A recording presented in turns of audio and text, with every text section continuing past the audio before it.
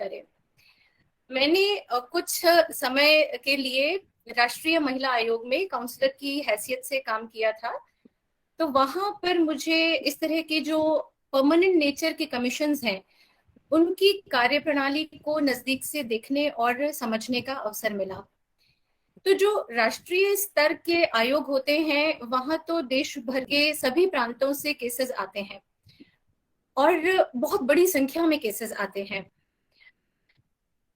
जो केस इस तरह का है कि एक पार्टी एक राज्य से बिलोंग करती है और दूसरी पार्टी दूसरे राज्य से बिलोंग करती है, तो ऐसा केस राष्ट्रीय स्तर के आयोग में दर्ज होना चाहिए।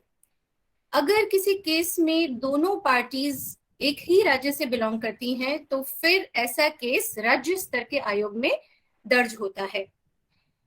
अगर एक आयोग किसी केस का कॉग्निजेंस ले लेता है, यानी उसका संज्ञान ले लेता है और उस पर कार्यवाही शुरू कर देता है, तो दूसरे किसी भी आयोग को इस केस में हस्तक्षेप नहीं करना चाहिए। लेकिन मान लीजिए किसी केस को राज्य स्तर के आयोग में रजिस्टर किया गया और उसमें कोई लार्जर क्वेश्चन इन्वॉल्व है, कोई बड़ा मुद्दा वहां पर शामिल है, तो जो संबंधित राष्ट्रीय स्तर का आयोग है वो भी इस केस का संज्ञान ले सकता है, इसकी कोई मनाही नहीं है। लेकिन फिर भी सबके, क्योंकि क्षेत्राधिकार यहाँ पर निर्देशित किए गए हैं, तो कोशिश यही होती है कि जो अलग अलग फोरम्स हैं उनमें मल्टीप्लिसिटी ना हो, एक केस एक ही फोरम में डिसाइड किया जाए। तो यहाँ जब किसी भी कमीशन में कोई पीड़ित व्यक्ति या उनके बिहाफ पर उनके प्रतिनिधि उसकी तरफ से याचिका दायर करने जाते हैं तो वो पर्सनली कमीशन में जाकर के अपनी शिकायत दर्ज कर सकते हैं। कई लोग कमीशन में पत्र लिखते हैं, कई लोग ईमेल करते हैं, कई लोग टेलीफोन पे कंसल्टेशन लेते हैं, और एक ऑनलाइन कंप्लेंट रजिस्ट्रेशन का सिस्टम भी कमीशंस में है जहां पर ऑनलाइन तरीके से उनकी वेबसाइट पर शिकायत दर्ज की जाती है। कई केसेस में ये जो आयोग हैं ये स्यूमोटो कॉग्निजेंस यानी कि स्वतः संज्ञान लेते हैं। तो जब एक शिकायत एक आयोग में दर्ज हो जाती है तो उस शिकायत को सबसे पहले श्रेणीबद्ध किया जाता है। वहां कुछ कैटेगरीज ऑलरेडी लिस्टेड हैं, उन कैटेगरीज के हिसाब से उस शिकायत को श्रेणीबद्ध किया जाता है और जो भी संबंधित मेंबर है और काउंसलर्स या कंसल्टेंट्स हैं उनको असाइन किया जाता है। इस शिकायत को पढ़ने के बाद, समझने के बाद, शिकायतकर्ता से बात करने के बाद जैसा भी आगे आवश्यक कार्यवाही होती है उसके लिए कंसर्न्ड अथॉरिटी को इस शिकायत को फॉरवर्ड किया जाता है और उस अथॉरिटी से एक एक्शन टेकन रिपोर्ट मांगी जाती है। पर अगर इस तरह की रिपोर्ट नहीं मिलती है या कोई कार्यवाही नहीं होती है तो फिर उस अथॉरिटी को आगे रिमाइंडर्स भेजे जाते हैं। पर उसके बाद भी अगर कार्यवाही नहीं होती है तो अथॉरिटी को कमीशन समन कर सकता है और उनसे जवाब मांग सकता है। जब किसी केस में ऐसा लगता है कि दोनों पार्टीज को साथ में बुला करके हियरिंग कंडक्ट की जानी चाहिए, तो जो ऑपोजिट पार्टी है उसको नोटिस इशू किया जाता है, उसे कमीशन में बुलाया जाता है और एक हियरिंग भी वहां पर मेंबर्स के सामने या चेयरपर्सन के सामने कंडक्ट की जा सकती है। जिस केस में कमीशन को ऐसा लगता है कि घटना स्थल पर जाकर के इंक्वायरी करने की जरूरत है तो वहां पर इंक्वायरी कमेटी भी सेटअप की जा सकती है। इसके लिए मेंबर्स को मिलाकर के जो इंक्वायरी कमेटी बनाई जाती है तो उसके साथ में कमीशन का जो स्टाफ है वो भी घटनास्थल पर जाते हैं और जांच करते हैं। तो जैसा भी केस की रिक्वायरमेंट है उस हिसाब से जांच प्रक्रिया चलती है और जांच के परिणाम स्वरूप जो भी फाइंडिंग्स होती हैं, जो ऑब्जर्वेशंस होते हैं, जो मेंबर्स के ओपिनियंस होते हैं, उनके हिसाब से आगे कंसर्न अथॉरिटी को रिकमेंडेशंस भेजे जाते हैं, यानी सुझाव भेजे जाते हैं। इसका अगर मैं आपको एग्जांपल दूं, मान लीजिए कहीं पर भी चाइल्ड राइट वायलेशन का कोई केस हुआ है और वहां कमीशन इंक्वायरी करता है और कमीशन को लगता है कि हाँ यहाँ पर कोई क्राइम हुआ है और जो आरोपी है जिसने ऐसा कारित किया है उसके खिलाफ प्रोसिक्यूशन होना चाहिए, प्रोसीडिंग्स चलानी चाहिए। तो इस तरह का जो केस है ये पुलिस ऑफिसर्स को फॉरवर्ड किया जा सकता है, मजिस्ट्रेट को फॉरवर्ड किया जा सकता है। और अगर कमीशन को ऐसा लगता है कि यहाँ जो पीड़ित व्यक्ति है, जैसे किसी केस में अगर बच्चा है उसको क्षतिपूर्ति की जरूरत है, प्रतिकर मिलना चाहिए, तो फिर जो कंसर्न गवर्नमेंट अथॉरिटी है उसको सुझाव जाएंगे कि पीड़ित को मुआवजा दिया जाए, क्षतिपूर्ति के लिए वहां पर सुझाव जाएंगे। अगर किसी केस में कमीशन को ऐसा लगता है कि कोई बड़ा लीगल क्वेश्चन इन्वॉल्व है और बड़ा मुद्दा है और इसके लिए हाई कोर्ट को या सुप्रीम कोर्ट को अप्रोच करना चाहिए, तो कमीशन यहाँ पर डायरेक्टली हाई कोर्ट को या ऑनरेबल सुप्रीम कोर्ट को अप्रोच कर सकते हैं, ताकि कोर्ट की तरफ से जो भी उचित आदेश और निर्देश हो वो दिए जा सके। तो इस तरीके से कमीशंस जांच करते हैं और जांच के बाद उनकी जो भी परिणाम होते हैं उसके आधार पर आगे जो दूसरी अथॉरिटीज हैं उनको रिकमेंडेशंस भेजते हैं। तो यहाँ जो कमीशन के डायरेक्शंस होते हैं वो सुझावात्मक प्रकृति के हैं। कमीशंस के पास रिकमेंडेटरी पावर्स हैं और इसीलिए कई लोगों का ये मत है कि इस तरह के जो आयोग हैं वो शक्ति विहीन हैं, टूथलेस हैं और उनके अस्तित्व का कोई औचित्य नहीं है। लेकिन इसका जो विरोधी मत है, जो काउंटर व्यू है, वो ये विचार रखता है कि भले ही इन आयोगों के पास फाइनल ऑर्डर इश्यू करने की पावर नहीं है, लेकिन ये पूरे तंत्र पर निगरानी रखते हैं और निगरानी रखना भी अपने आप में एक बहुत बड़ा काम है। तो इसीलिए ये जो कमीशंस हैं इन्हें वॉचडॉग कहा जाता है, रेगुलेटर्स कहा जाता है, क्योंकि ये सिस्टम को मॉनिटर करते हैं। कई ऐसे केसेस हैं, कई ऐसे एग्जाम्पल्स हैं जहां पर इस तरह के आयोगों के हस्तक्षेप की वजह से केस में आगे कार्यवाही हुई है या कार्यवाही ने गति पकड़ी है। आप किसी भी कमीशन की हिस्ट्री उठा के देख लीजिए, बहुत सारी सक्सेस स्टोरीज हैं। हाँ, कुछ फेलियर स्टोरीज भी हैं, क्योंकि कई बार जैसा इच्छित होता है या अपेक्षित होता है वैसा परिणाम उस केस में नहीं मिलता है।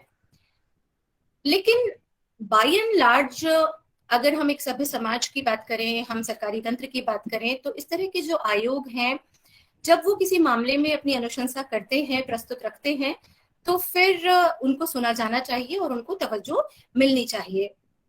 क्योंकि वैसे तो जो हमारा संविधान है उसमें मानवाधिकारों, मौलिक अधिकारों और कानूनी अधिकारों की रक्षा का जो दायित्व है वो विधान पालिका, कार्यपालिका, न्यायपालिका इन सब पे डाला गया है। लेकिन क्योंकि हमारा देश बहुत ही विशाल देश है, बहुत विविधता है यहाँ पर, और कुछ वर्ग विशेष ऐसे हैं जिनको अतिरिक्त सहायता की जरूरत है, तो इसलिए संस्थागत कदम उठाने की जरूरत पड़ी और इसी वजह से इस तरह के जो स्थायी तौर के कमीशंस हैं उनको स्थापित किया गया था। अच्छा, दूसरा एक पहलू और है इन आयोगों के बारे में। कुछ लोगों का ऐसा मानना है कि ये जो आयोग हैं ये किसी वर्ग विशेष के अधिकारों के संरक्षण के लिए बनाए गए हैं और इसलिए ये जो वर्ग विशेष हैं ये इन कानूनों का भी दुरुपयोग करते हैं और इन आयोगों का भी दुरुपयोग करते हैं। इसमें मैं अगर आपको उदाहरण दूं तो आपने देखा होगा कि बहुत सारे ऐसे पुरुष हैं जो महिला आयोग से नाराज रहते हैं। उनको हमेशा लगता है कि महिलाओं के लिए एक अलग से आयोग क्यों बना दिया, पुरुषों के लिए तो कोई आयोग नहीं है। ऐसे कई लोग हैं जो ये सोचते हैं कि अल्पसंख्यकों के लिए तो आयोग है, लेकिन जो बहुसंख्यक हैं उनका शोषण हो रहा है। पर इसका जो काउंटर व्यू है, जो विरोधी विचारधारा है, वो ये कहती है कि देखिए, समाज में अलग अलग तरह के वर्ग हैं, समुदाय हैं। तो कुछ वर्ग ऐसे हैं जैसे कि बच्चे हैं, महिलाएं हैं, अल्पसंख्यक हैं, दलित हैं, पिछड़ा वर्ग है, जिनको काफी लंबे समय तक शोषित रखा गया, उन्हें दबा कर रखा गया। तो हमारा संविधान और हमारे कानून खुद ये कहते हैं कि इस तरह के जो वर्ग हैं उन्हें सुरक्षित करते हुए, उन्हें सशक्त बनाकर, प्रबल बनाकर के समानता के स्तर पर लाना है। और रही बात दुरुपयोग की, तो देखिए वो तो कोई भी कानून है, कुछ लोग ऐसे जरूर होंगे जो कानून का दुरुपयोग करेंगे। और जनरली ऐसा होता है, मैंने भी ऐसा देखा है कि जब इस तरह के कमीशंस में फॉल्स कंप्लेंट्स आती हैं, अगर किसी ने दुर्भावनावश कोई झूठी शिकायत की है किसी के खिलाफ, तो जो इनिशियल इंक्वायरी होती है, जो प्रारंभिक जांच होती है, उसी में इस तरह की कंप्लेंट्स फिल्टर आउट हो जाती हैं। और सच बात करें तो ये जो झूठी शिकायतें हैं ये खुद अथॉरिटीज के लिए एक हेडेक है, क्योंकि इसमें काफी टाइम और एफर्ट वेस्ट होता है और ये टाइम और एफर्ट एक जो वास्तविक पीड़ित है उसके लिए उपयोग में लाया जा सकता है। तो हाँ, ये अनफॉर्चुनेट है, दुर्भाग्यपूर्ण है कि लोग इस तरीके से कानूनों का दुरुपयोग करते हैं और इस तरह के जो फॉल्स कंप्लेंट्स हैं, झूठी शिकायतें हैं, उनकी संख्या दिन प्रतिदिन बढ़ रही है। लेकिन इसका मतलब ये नहीं है कि जो वास्तविक पीड़ित है उसको कानून का सहारा ना मिले। जो असली में जो जेन्युइन केसेस हैं वहां तो कानून पहुंचना चाहिए और पूरे सिस्टम का सपोर्ट पीड़ित को मिलना चाहिए। तो यहाँ मैं स्पेशली, जैसे मैंने कमीशन में देखा, जो विमेन कमीशन है उसमें देखा कि कई बार ऐसा होता है कि हम बहुत ही अपना जो नजरिया है वो संकुचित कर लेते हैं। पुरुष ये कहते हैं कि महिला आयोग महिलाओं के लिए है, पर ऐसा नहीं है। वहां एक पिता आता है अपनी बेटी के लिए, ये कहता है कि मेरी बेटी को दहेज के लिए प्रताड़ित किया जा रहा है या मेरी बेटी को दहेज के लिए मार दिया गया। एक भाई है, वो अपनी बहन के लिए आता है कि मेरी बहन के साथ रेप हुआ है या उस पर एसिड अटैक हुआ है। एक हस्बैंड अपनी वाइफ के बिहाफ पर शिकायत लगाता है कि वाइफ का जो एम्प्लॉयर है वो उसे मैटरनिटी लीव नहीं दे रहा, उसे मैटरनिटी बेनिफिट नहीं मिल रहा है, या वर्क प्लेस पर सेक्सुअल हैरेसमेंट हो रहा है। यहाँ तक कि बॉयफ्रेंड्स अपनी गर्लफ्रेंड्स के बिहाफ पर भी शिकायत दर्ज करते हैं कि जो हमारी गर्लफ्रेंड है उसकी शादी उसके घर वाले जबरदस्ती और उसकी बिना मर्जी के कर रहे हैं। तो यहाँ कानून जो है वो किसी वर्ग विशेष के साथ नहीं है, किसी वर्ग विशेष के खिलाफ नहीं है। कानून सही के साथ है, न्याय के साथ है, और कानून गलत के खिलाफ है। तो ये थोड़ा सा सबको अपना नजरिया बदलने की जरूरत है। तो हम इस जो मानवाधिकारों के संरक्षण का मुद्दा है इसको शायद ज्यादा अच्छी तरीके से समझ पाएंगे। तो यहाँ मैं एक स्लाइड आपके साथ शेयर करूंगी।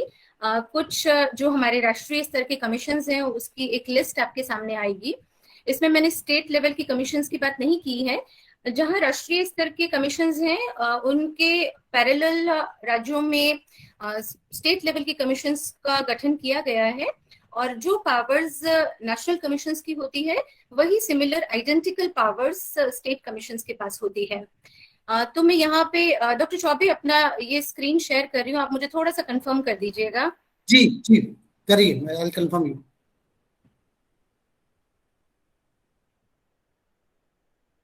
आप देख पा रहे हैं? जी, क्लियर है। हाँ जी, तो ये जो लिस्ट आप देख रहे हैं ये नेशनल कमीशंस के बारे में है। इसमें आप देख सकते हैं कि राष्ट्रीय स्तर पर कौन कौन से कमीशन है, उनको किस साल किस वर्ष स्थापित किया गया और किस कानून के तहत या कॉन्स्टिट्यूशन के तहत, कॉन्स्टिट्यूशनल अमेंडमेंट के तहत स्थापित किया गया। मैं इसकी डिटेल्स में नहीं जाऊंगी। इसमें आप लास्ट में देखिए, we have this national commission for protection of child rights at the apex level.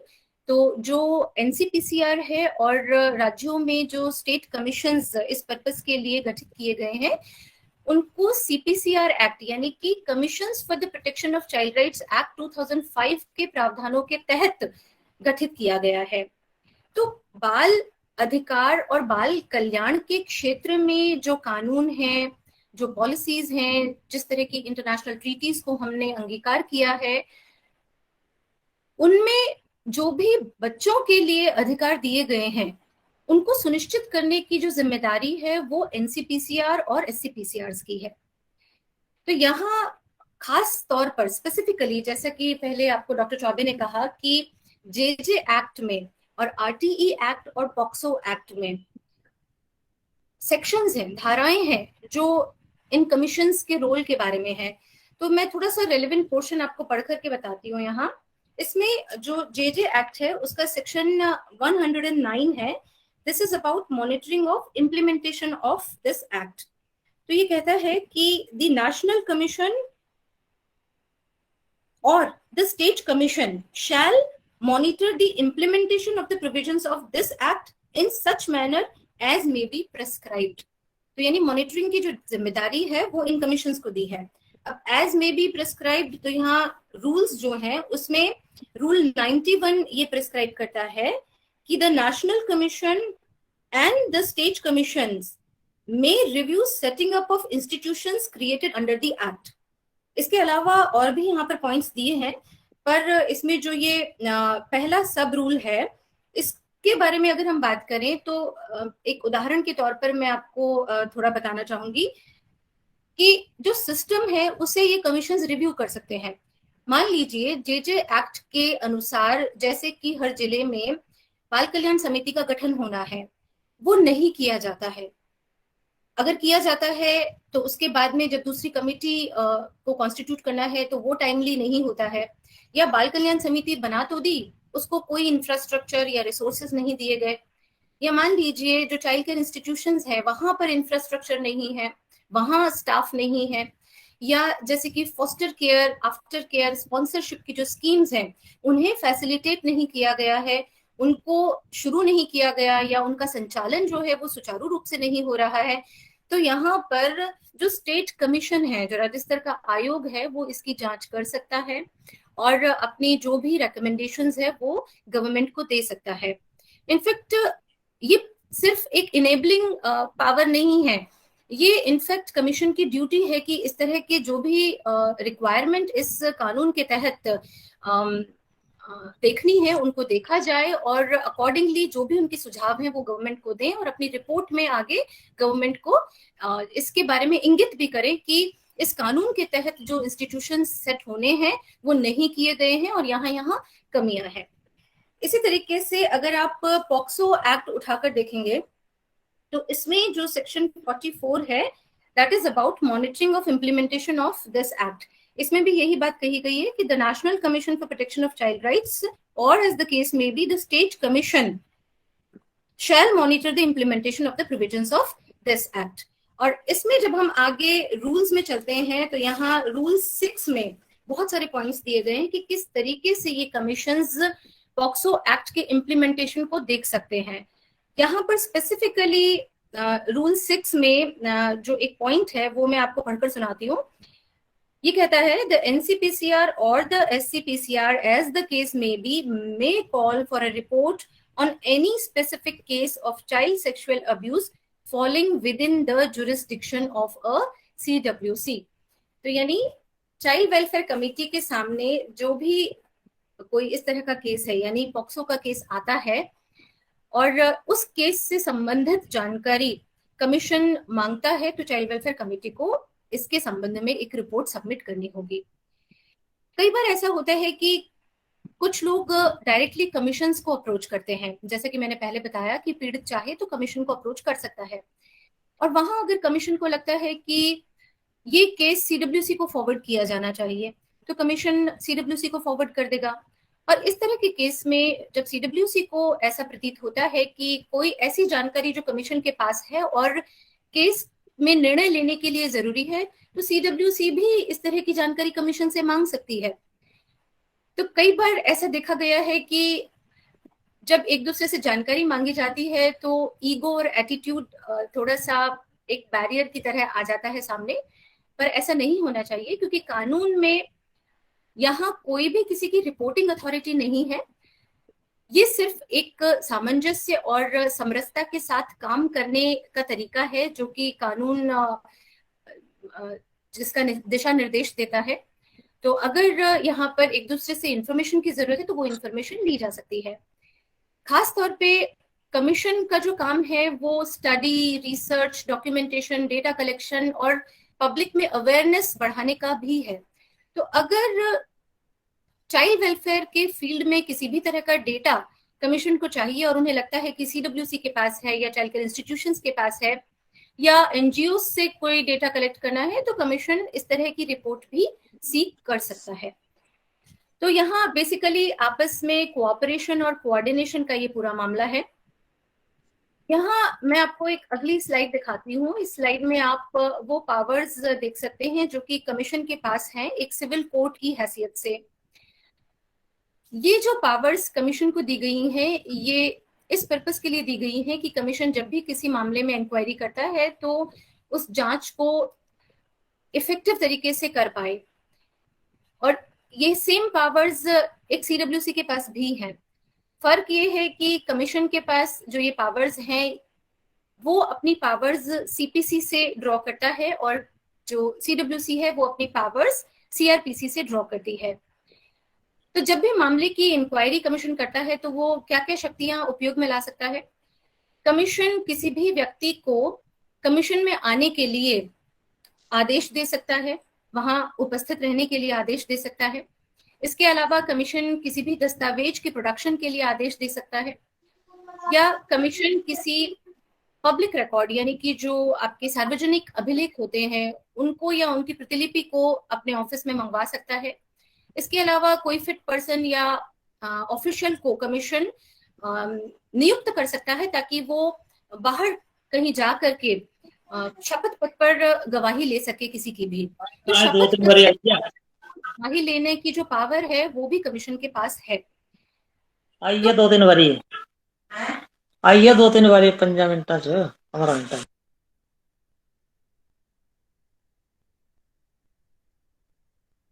जी अब कंटिन्यू करें कविता जी। कविता जी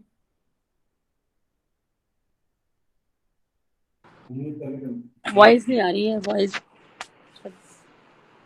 जी मैं कनेक्ट कर रहा हूँ। कविता जी। हाँ जी, आप मेरी आवाज सुन पा रहे हैं? जी जी ठीक है। जी सुन पा रहे हैं। कितनी देर पहले हुआ ये? क्योंकि आई थिंक बीच में किसी का माइक ऑन था तो वो थोड़ा सा डिस्ट्रप्शन हुआ, उसके बाद ही आई थिंक मेरी आवाज गई होगी। जानकारी मंगा सकते हैं, प्रतिलिपि मंगा सकते हैं कमीशन तक। ठीक है, ये स्लाइड के बारे में मैं आपको बता रही थी। इसमें वो शक्तियां आप देख सकते हैं जो कि कमीशन यूज कर सकता है जब भी वो किसी मामले की जांच करता है तब। और यहाँ पर ये जो शक्तियां हैं ये एक सीडब्ल्यूसी के पास भी है। तो कमीशन भी एक क्वाजी जुडिशियल बॉडी है, सीडब्ल्यूसी भी एक क्वाजी जुडिशियल बॉडी है, लेकिन सबका अपना एक दायरा है और सबको अपने दायरे की जो मर्यादा है उसमें रहकर काम करना है। तो रिपोर्ट एक दूसरे से मांगी जा सकती है। कमीशन स्पेशली क्योंकि मॉनिटरिंग अथॉरिटी है तो किसी भी तरह की इंफॉर्मेशन मांग सकता है, लेकिन जहां सीएनसीपी का कोई मैटर है, यानी बच्चे का कोई मैटर आप डिसाइड कर रहे हैं और किसी भी सीएनसीपी यानी कि child in need of care and protection के केयर प्रोटेक्शन ट्रीटमेंट रिहैबिलिटेशन के बारे में आपको कोई निर्णय देना है, यानी बाल कल्याण समिति को निर्णय देना है, तो इसमें कमीशन कोई हस्तक्षेप नहीं कर सकता है। ये चाइल्ड वेलफेयर कमेटी की एक एक्सक्लूसिव पावर है और आपके जिले में आपके सामने जो आपके क्षेत्राधिकार में बच्चे आते हैं उनके केस में निर्णय देने की जो शक्ति है वो सिर्फ सीडब्ल्यूसी के पास ही है। अगर किसी को सीडब्ल्यूसी के किसी भी निर्णय से कोई आपत्ति है तो उसके खिलाफ वो अपील कर सकता है और ये अपील चिल्ड्रंस कोर्ट में की जाएगी जो कि एक सेशंस कोर्ट है यानी सत्र न्यायालय है, या फिर इसके खिलाफ रिवीजन पिटीशन लगाई जा सकती है जो कि कंसर्न हाई कोर्ट में लगाई जाएगी। किसी भी मामले में कमीशन की तरफ से सीडब्ल्यूसी को इन्फ्लुएंस नहीं किया जा सकता है, दबाव नहीं डाला जा सकता है एक खास तौर का निर्णय देने के लिए। तो यहाँ पर जहां भी इस तरह के बच्चों के मामले में निर्णय देने का अधिकार है वो सीडब्ल्यूसी का है और सीडब्ल्यूसी ही इसमें अपनी विजडम अप्लाई करेगी। अच्छा, यहाँ पर जब हम आपसी कोऑपरेशन और कोऑर्डिनेशन की बात करते हैं तो मैं कुछ एग्जाम्पल्स यहाँ आपको बताना चाहूंगी कि कैसे कमिटीज और कमीशंस ने आपसी सामंजस्य और समरसता के साथ कुछ प्रैक्टिकल प्रॉब्लम्स का हल निकाला। तो दिल्ली में चाइल्ड लेबर के केसेस बहुत आते हैं, तो आज भी काफी आते होंगे, पहले भी बहुत आते थे। इनफैक्ट रेस्क्यू ऑपरेशंस जब कंडक्ट होते हैं तो 40, 50, 60 उससे भी ज्यादा, मतलब ये तो लगभग संख्या में आपको बता रही हूँ, इतने बच्चे हर रेस्क्यू ऑपरेशन में रेस्क्यू किए जाते हैं। और ये फैक्ट्रीज पर जनरली रेस्क्यू ऑपरेशन कंडक्ट होता है एसडीएम की गाइडेंस और सुपरविजन में। तो जब सीडब्ल्यूसी के सामने इन बच्चों को लाया जाता था तो बहुत सारे काम करने होते थे। एसआईआर तैयार करनी है, काउंसलिंग होनी है बच्चे की, बच्चे के स्टेटमेंट होने हैं, वेज रिकवरी करनी है, और इन सब में टाइम तो चाहिए होता था। लेकिन प्रॉब्लम यहाँ पर यह आती थी कि जो ये बच्चे हैं इनके माता पिता जो भी इनके अभिभावक हैं वो सीडब्ल्यूसी के सामने आ जाते थे और तुरंत कस्टडी की मांग करते थे। कहीं ना कहीं जो एम्प्लॉयर्स होते थे उनका दबाव इन पर होता था, थोड़ा इन्फ्लुएंस उनकी तरफ से होता था, और थोड़ा बहुत क्योंकि अभिभावक इतने समझदार नहीं थे, थोड़ा सा नासमझी उनकी तरफ से थी, बच्चों को काम करने भी कईयों ने खुद भेजा था। तो यहाँ अभिभावक जिद लेकर बैठ जाते थे कि हमें बच्चे की कस्टडी चाहिए, और इनकी जब काउंसलिंग होती थी तब भी ये कई बार मानने को तैयार नहीं होते थे। इनकी तरफ से यही जिद रहती थी और रवैया रहता था कि या तो आप बच्चा हमें इमीडिएटली दीजिए, हम अपने गांव जाएंगे, या फिर आप अगर बच्चे के संबंध में कार्रवाई करना चाहते हैं तो हमें अभी दिल्ली रहने की व्यवस्था करिए। तो यहाँ पर बड़ी प्रॉब्लम्स आ रही थी क्योंकि जब इनके माता पिता रोने लगते थे, सीडब्ल्यूसी के सामने पूरा पूरा दिन बैठते थे, तो जो बच्चे हैं वो भी रोना शुरू कर देते और उनकी भी जिद हो जाती थी शुरू कि हमें अपने पेरेंट्स के साथ जाना है। तो यहाँ जब ये इस तरह की प्रॉब्लम आने लगी तो एनसीपीसीआर की तरफ से एक मीटिंग बुलाई गई जिसमें सभी राज्यों के जो स्टेट भवन्स दिल्ली में हैं उनके ऑफिशियल्स को बुलाया गया और उन्हें ये इंस्ट्रक्शन दिया गया कि जब भी इस तरह के रेस्क्यू ऑपरेशंस होते हैं और जिन जिन राज्यों के बच्चों को रेस्क्यू किया जाता है और अगर इन बच्चों के अभिभावक सीडब्ल्यूसीज के सामने आते हैं तो काउंसलिंग के बाद भी उनका रवैया नहीं बदलता तो उनकी फर्दर काउंसलिंग और दिल्ली में उनके रहने की जो व्यवस्था है वो उन कंसर्न स्टेट भवन्स के द्वारा की जाएगी। तो एनसीपीसीआर के इस इंस्ट्रक्शन के बाद में ये जो प्रॉब्लम थी ये काफी हद तक नियंत्रण में आ गई। इसी तरीके से मैं एक और केस आपको बताती हूँ जिसमें एक 16-17 साल की लड़की थी जिसे उसके एम्प्लॉयर के यहाँ से रेस्क्यू किया गया था। डोमेस्टिक हेल्प की तरह वो काम कर रही थी और इस केस में एम्प्लॉयर के जो अगेंस्ट आरोप लगाए गए थे वो चाइल्ड ट्रैफिकिंग के थे, चाइल्ड लेबर के भी थे और पॉक्सो के तहत भी आरोप थे। तो जब ये केस चल रहा था बच्ची को सीसीआई में रखा गया क्योंकि वहीं पर रखना उसे सेफ था, दिल्ली के सीसीआई में रखा गया था। पर इस बच्ची की जो मदर थी वो सिंगल मदर थी और वो होम स्टेट से दिल्ली आई और एक एनजीओ के थ्रू उन्होंने सीडब्ल्यूसी में एप्लीकेशन लगाई और उसमें उन्होंने बच्ची की कस्टडी मांगी कि इमिडिएटली मुझे कस्टडी दी जाए बच्चे की। बच्ची की जो मेंटल और इमोशनल स्टेट थी वो भी बहुत वल्नरेबल थी क्योंकि सेक्सुअल असॉल्ट केस में तो जितना हो सके कोशिश यही होनी चाहिए कि जो पीड़ित बच्चा है वो अपने पेरेंट्स के साथ रहे, अगर पेरेंट्स के साथ रहना उसके बेस्ट इंटरेस्ट में है तो। लेकिन यहाँ प्रॉब्लम ये आ रही थी कि वो मदर अपनी बच्ची को लेकर के होम स्टेट जाना चाहती थी और इन्वेस्टिगेटिंग ऑफिसर ने ये कहा कि अभी ये केस जिस स्टेज पर चल रहा है थोड़े दिन इसका दिल्ली में रहना जरूरी है। और डिस्ट्रिक्ट चाइल्ड प्रोटेक्शन यूनिट की तरफ से भी ये रिपोर्ट लगाई गई कि जो मदर की इकोनॉमिक कंडीशन है वो बिल्कुल ठीक नहीं है, तो बच्ची की कस्टडी अभी मदर को देना उसकी सेफ्टी के लिए, उसकी वेलबींग के लिए एक अच्छा डिसीजन नहीं होगा। यहाँ पर एक खास बात ये रही कि ये जो फैमिली थी ये शेड्यूल कास्ट के थे और जिस एनजीओ के साथ ये मदर दिल्ली आई उसी एनजीओ की तरफ से एक application national commission for the schedule caste में लगाई गई और जब एससी कमीशन में ये एप्लीकेशन लगी तो वहां जो चेयरपर्सन थी उनके साथ और सीडब्ल्यूसी के साथ जो डिस्कशन हुआ उसमें इवन कमीशन ने इस मामले को समझा और यहाँ कमीशन ने अपनी तरफ से ये आश्वासन दिया कि इस मदर की इकोनॉमिक कंडीशन और उसकी सेफ्टी और उसकी दिल्ली में रहने की व्यवस्था और इवन जब वो होम स्टेट चली जाएगी तो वहां पर भी जो उसकी आर्थिक स्थिति है उसको सुदृढ़ बनाने का जो कार्य है वो कमीशंस की तरफ से किया जाएगा।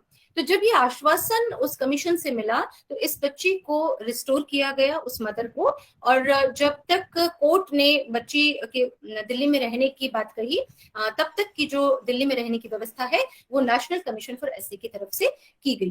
तो ये एक और एग्जाम्पल मैंने आपको बताया कैसे राष्ट्रीय आयोग और राज्य आयोग की तरफ से सपोर्ट मिला एक सीएनसीपी को। इसी तरीके से एक और केस मैं आपको बताती हूँ जहां पर हमें एक बच्ची को एस्कॉर्ट करके उसे उसके होम स्टेट में रिपैट्रिएट करना था। तो यहाँ पर जो दिल्ली पुलिस का स्टाफ था वो अवेलेबल नहीं था, तो उसे हम जनरली 3rd बटालियन कहते हैं। उस टाइम पुलिस अवेलेबल नहीं हो पा रही थी लेकिन क्योंकि रिपैट्रिएशन बहुत इमीडिएटली करना जरूरी था और उस टाइम डीसीपीओ से भी कोई सोशल वर्कर्स अवेलेबल नहीं हो पा रहे थे, चाइल्ड केयर इंस्टीट्यूशन से भी कोई केस वर्कर अवेलेबल नहीं था, स्टाफ की कमी थी। तो जो कमीशन है उनके पास जो पैनल लिस्टेड था उनके एनजीओज को कांटेक्ट किया गया और वहां से जो भी क्रेडिबल एनजीओज थे उनकी लिस्ट मंगवा करके फिर एक सोशल वर्कर की टीम को एस्कॉर्ट टीम की तरह बच्ची के साथ उसके होम स्टेट भेजा गया और वहां जो कंसर्न सीडब्ल्यूसी थी उनके सामने केस को प्रस्तुत किया गया। तो जो केस का ट्रांसफर है वो सोशल वर्कर्स की मदद से हुआ और ये सोशल वर्कर्स की जो मदद है वो हमें यहाँ के कमीशन की तरफ से मिली थी। इसी तरीके से एक और केस मैं बताती हूँ जहां पर Delhi commission for the protection of child rights की तरफ से एक फैमिली काउंसलिंग का सेशन प्रोवाइड किया गया था। एक फादर ने सीडब्ल्यूसी को अप्रोच किया था, फादर ने अपनी बच्ची की कस्टडी की एप्लीकेशन लगाई थी सीडब्ल्यूसी में। ये बच्ची अपनी मदर के साथ रह रही थी और वो मदर अपने पेरेंट्स के साथ रह रही थी। केस था मैरिटल डिस्कॉर्ड का, बच्ची के जो पेरेंट्स हैं उनका जो मैरिटल डिस्प्यूट था वो फैमिली कोर्ट में ऑलरेडी चल रहा था। तो यहाँ सीडब्ल्यूसी ने ऑर्डर दिया कि ये बच्ची सीएनसीपी नहीं है, और क्योंकि ये एक child in need of care and protection नहीं है, तो वहां काउंसलिंग देने का या आगे किसी भी तरह का एक्शन लेने का कोई सवाल उठ ही नहीं रहा था। लेकिन ये जो फादर थे, ये रोज सीडब्ल्यूसी के चक्कर लगा रहे थे कि मुझे अपनी बच्ची से मिलना है, मुझे कोर्ट की तरफ से कोई रिलीफ नहीं मिल रही है, चाइल्ड राइट्स के बारे में जितने डॉक्यूमेंट्स हैं उनकी पूरी की पूरी उन्होंने कॉपी करवा करके एक फाइल बना रखी थी। तो वहां सीडब्ल्यूसी को लगा कि कहीं ना कहीं इस फैमिली को थोड़ा सा काउंसलिंग की जरूरत है, क्योंकि चाइल्ड राइट्स का जो ये पर्सपेक्टिव है, जो ये फील्ड है, ये नया है, ये लोगों को पता नहीं है अभी, तो उन्हें समझ नहीं आता है कि किस फोरम को अप्रोच करना चाहिए। तो यहाँ पर ये केस जो स्टेट का कमीशन है वहां फॉरवर्ड किया गया, और कमीशन की तरफ से इस परिवार को काउंसलिंग के कुछ सेशंस दिए गए और उन्हें समझाया गया कि चाइल्ड राइट्स का जो ये पूरा मामला है, जो ये डॉक्यूमेंट्स वो रोज लेकर के सीडब्ल्यूसी के चक्कर लगा रहे हैं, वो एक्चुअली क्या कहते हैं। तो इस काउंसलिंग के बाद में वो फादर थोड़ा सा सेटिस्फाई हुए और उन्हें फिर बाद में ये समझाया गया कि जो आपका मामला है वो फैमिली कोर्ट में ही सुलझाया जा सकता है। तो इस तरीके से एक सपोर्ट कमीशन की तरफ से दिया गया। यहीं पे मैं ये भी बताना चाहूंगी, मुझे याद आता है कि जो दिल्ली में पॉक्सो कोर्ट्स में कार्यवाही चलती थी, तो वहां दिल्ली कमीशन फॉर विमेन के काउंसलर्स बैठा करते थे, जो लेडी काउंसलर्स हैं उन्हें वहां अपॉइंट किया गया था। तो जो सीसीआईज हमारे अधीन आते थे, वहां भी जो बच्चियां रहती थी जो कि सेक्सुअल असॉल्ट की विक्टिम्स थी, जब वो कोर्ट में जाती थी एविडेंस के पर्पस के लिए, जब उन्हें बुलाया जाता था, तो कोर्ट में अगर उन्हें किसी भी तरह की काउंसलिंग की जरूरत पड़ती थी, तो कोर्ट के द्वारा उन काउंसलर्स की फैसिलिटी इन बच्चियों को दी जाती थी, और ये counsellors Delhi commission for women की तरफ से कोर्ट्स में अपॉइंट किए गए थे। तो इस तरीके से छोटी छोटी से बातें हैं जहां पर कमिटीज और कमीशंस आपस में थोड़ा कोऑपरेट करके, कोऑपरेशन के साथ इन समस्याओं का हल निकाल सकते हैं।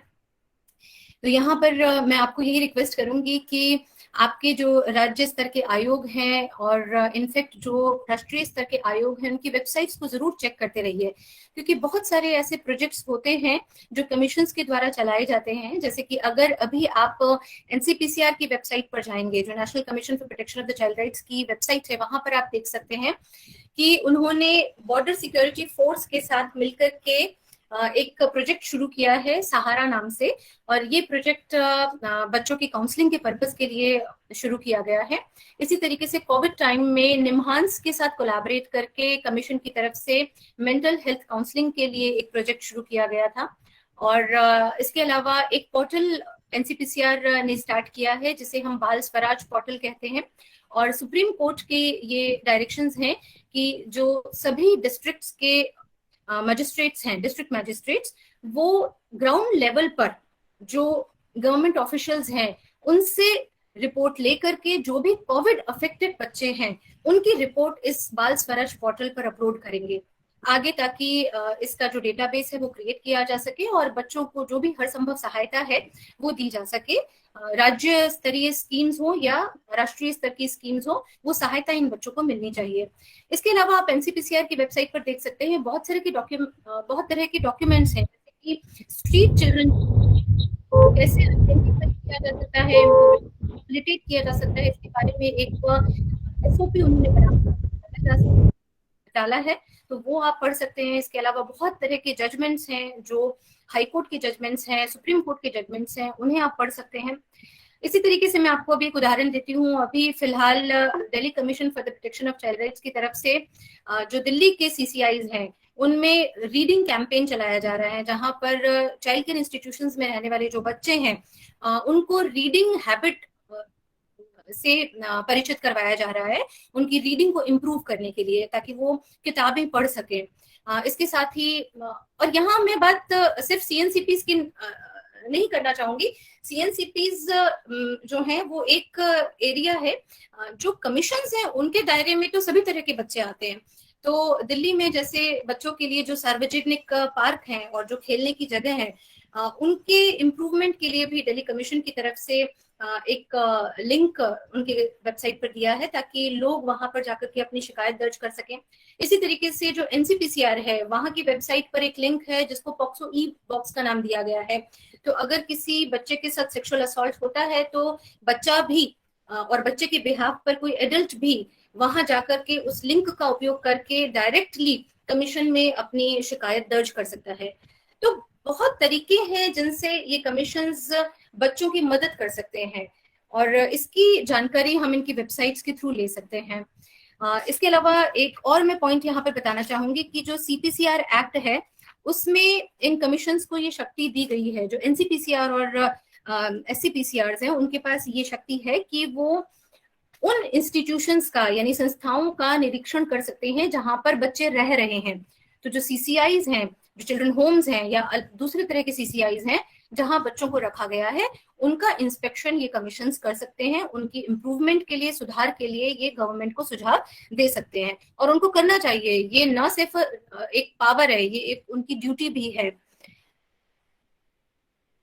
इसके अलावा एक और बात जो CPCR एक्ट में कही गई है वो ये है कि बच्चों के खिलाफ जो ऑफेंसेस होते हैं, इस एक्ट में एक पूरा जो चैप्टर है वो इसी बात पर है कि बच्चों के जो ऑफेंसेस हैं वो चिल्ड्रन कोर्ट में सुने जाने चाहिए।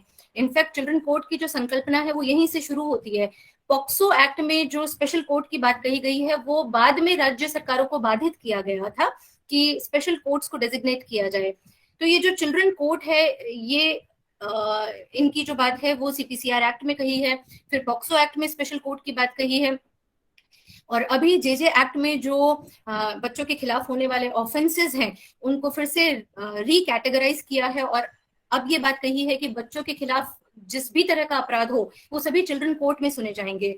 तो चिल्ड्रन कोर्ट डेजिग्नेट हुए हैं या नहीं हुए हैं, इन कोर्ट्स में स्पेशल पब्लिक प्रोसिक्यूटर को अपॉइंट किया गया है या नहीं किया गया है, अगर ये नियुक्तियां नहीं हो रही है तो इसकी जांच भी कमीशन को करनी है और इसके बारे में भी कमीशन गवर्नमेंट को रिपोर्ट दे सकती है।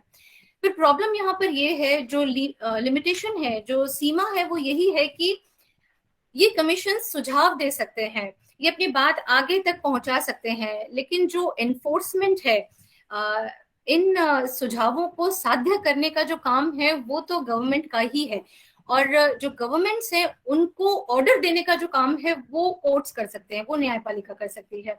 तो हाँ, इन कमीशंस की सीमाएं हैं पर फिर भी एक बहुत बड़ा दायरा है जिसको ये कवर करते हैं। सो दे हैव वाइड पावर्स।